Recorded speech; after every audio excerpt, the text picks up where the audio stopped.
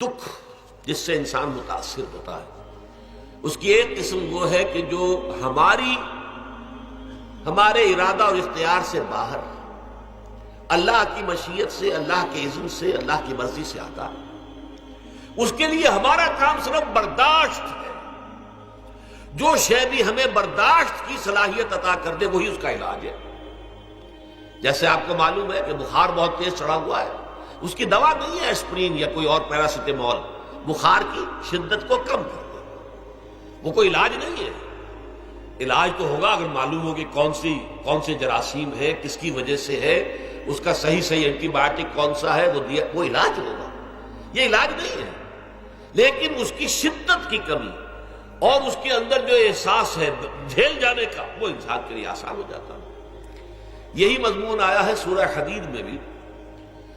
ما اصاب من مصیبت فی الارض ولا فی انفسکم، یہاں کھول دیا اس مضمون کو۔ میں نے عرض کیا تھا نا کہ یہ آفت سماوی بڑے پیمانے پر بھی ہو سکتی ہے، زمین میں یعنی زلزلہ آ گیا، فلڈ آ گیا، طوفان آ گیا، ولا فی انفسکم، خاص تمہاری جان میں، تمہیں بخار ہو گیا، تمہیں ٹی وی لگ گئی، تمہیں کوئی اور بیماری آ گئی، تمہیں کینسر ہو گیا، معاذ اللہ ہوتا ہے، آخر ہوتا ہے، دنیا میں انسانی زندگی کے ساتھ یہ ساری چیزیں لگی ہوئی ہیں۔ لیکن یہ چیزیں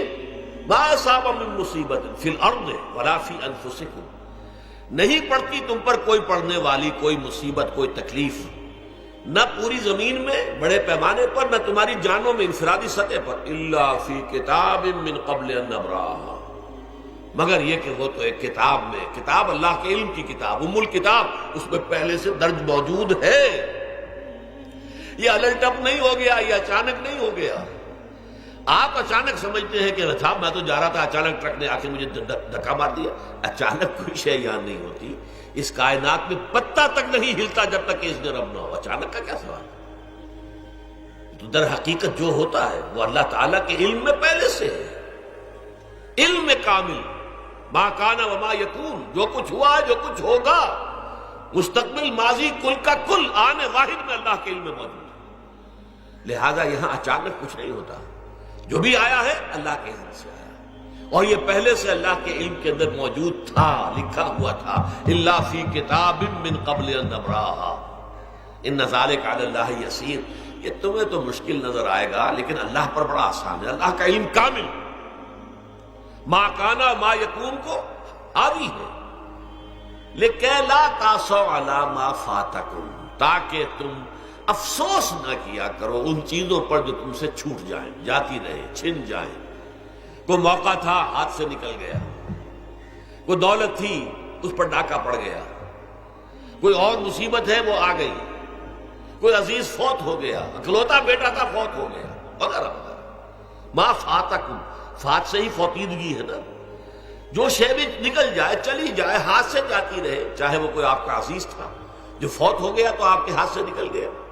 یا کوئی مال تھا جو آپ کے قبضے سے نکل گیا، ڈاکہ پڑ گیا، چوری ہو گئی، نقصان ہو گیا کاروبار میں بہت بڑا، اس پر افسوس نہ کیا کرو۔ اگر افسوس کرو گے تو اس کا مطلب کیا ہوگا کہ تمہیں اللہ پر اعتماد نہیں ہے، یا تم سمجھتے ہو کہ اللہ کے سوا بھی کوئی ہے جو یہ کام کر سکتا ہے۔ کائنات میں تو ایک ہی کی مرضی چلتی ہے، وہ ہے اللہ۔ لہذا اگرچہ وہ کسی کے ذریعے سے تکلیف آپ کو پہنچی ہے، کسی نے آپ کو پتھر مارا ہے، وہ پتھر ہو سکتا ہے آپ کو نہ لگتا، لگ گیا ہے تو اللہ کے فیصلے سے لگا ہے، اس کا باپ بھی نہیں پتھر مار سکتا آپ کو اگر اللہ کا اذن نہ ہو۔ لہذا آپ پتھر مارنے والے کو بھی مجرم سمجھیے، ٹھیک ہے، اس سے بھی قصاص لینے کا آپ کو حق ہے، لیکن یہ جان لیجئے کہ جو آیا ہے پتھر وہ اذن رب سے آیا ہے۔ اب ظاہر بات ہے کہ اگر یہ کیفیت ہوگی تو غصہ اتنا نہیں ہوگا اس شخص پر کہ جس نے یہ کام کیا ہے، بلکہ ہو سکتا ہے آدمی مسکرا کے رہ جائے، جیسے کہ وہ میں واقعہ سناتا رہا ہوں اپنے دروس میں کہ ایک درویش منش آدمی جا رہا تھا، جو رب کرے سو ہو، جو رب کرے سو ہو، جو رب کرے سو ہو، کسی شخص نے پتھر اٹھا کر دے مارا، اس کے سر پہ لگ گیا کہ اس نے پیچھے پلٹ کر دیکھا کس نے مارا ہے، اس نے کہا مجھے کیا دیکھتے ہو، جو رب کرے سو ہو، یہ تو رب کے مارنے سے۔ اس نے کہا مجھے تو یہ پتھر رب کے مارے ہی لگا ہے، لیکن میں دیکھ یہ رہا تھا بیچ میں کس کا منہ کالا ہو گیا، اپنے لیے کس نے ایک گناہ کما لیا، اپنے لیے کس نے ایک مصیبت جو ہے وہ مول لے لی، وہ بیچ میں تم آ گئے ہو، پتھر اللہ کی طرف سے آیا، لیکن اس کا عذاب، اس کا وبال تم پر آ جائے گا۔ بہرحال یہ تو میں نے عرض کیا آپ کے سامنے، وہ چیزیں کہ جو آ جاتی ہیں، وہ تکالیف و مصائب جو اللہ کی طرف سے من جانب اللہ ہے، اس میں آپ کسی کو مورد الزام نہیں ٹھہرا سکتے، وہ آپ پر آ گیا۔